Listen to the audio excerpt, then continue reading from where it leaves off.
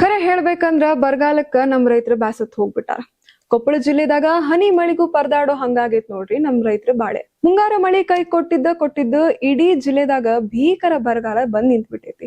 ಇನ್ನ ರೈತರು ಒಡಲು ಉರಿತಿದ್ರು, ಈ ಕಡೆ ನಮ್ ಸರ್ಕಾರ ಮಾತ್ರ ಕಣ್ ಮುಚ್ಚಿ ಕುಂತೈತಿ ಅಂತ ಬಿಜೆಪಿ ಜಿಲ್ಲಾಧ್ಯಕ್ಷ ನವೀನ್ ಗುಳ್ಳನ್ ಅವರು ಕೂಡಲೇ ಕೊಪ್ಪಳ ಜಿಲ್ಲೆಯನ್ನ ಬರಗಾಲ ಪೀಡಿತ ಪ್ರದೇಶ ಅಂತ ಡಿಕ್ಲೇರ್ ಮಾಡ್ರಿ, ಇಲ್ಲ ಅಂದ್ರ ಉಗ್ರ ಹೋರಾಟ ಮಾಡ್ತೀವಿ ಅಂತ ಕಡ್ಡಿ ತುಂಡು ಮಾಡ್ದಂಗ ಸರ್ಕಾರಕ್ಕೆ ಎಚ್ಚರಿಕೆ ಕೊಟ್ಟಾರ. ಇನ್ನ KSNDMC ಕೊಟ್ಟಿರೋ ಮಳೆ ವರದಿ ನೋಡಿದ್ರ ನಮ್ಮ ರೈತರ ಜೀವ ಬಾಯಿಗೆ ಬಂದಂಗ ಆಗೈತಿ.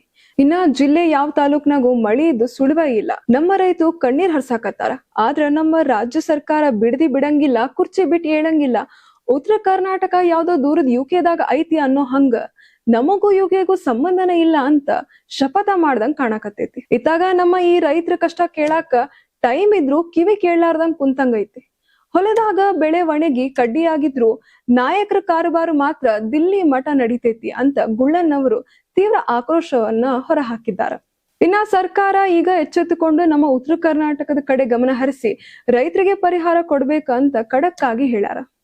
ವೋಟ್ ಹಾಕಿ ಗೆಲ್ಲಿಸಿದ ಜನ ಇವತ್ತು ಹನಿ ಮಳಿಗೂ ತುತ್ತು ಕೂಳಿಗೂ ಪರದಾಡುವ ಪರಿಸ್ಥಿತಿ ಬಂದೈತಿ.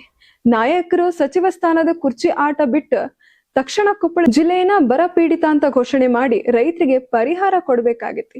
ಇಲ್ಲಾಂದ್ರ ಮುಂದಿನ ದಿನದಾಗ ನಮ್ಮ ರೈತರ ಸಿಟ್ಟು ಹೆಂಗಿರ್ತೈತಿ ಅಂತ ತೋರಿಸ್ಬೇಕಾಗೈತಿ ಅಂತ ಖಡಕ್ ಆಗಿ ವಾರ್ನ್ ಮಾಡ್ಯಾರ.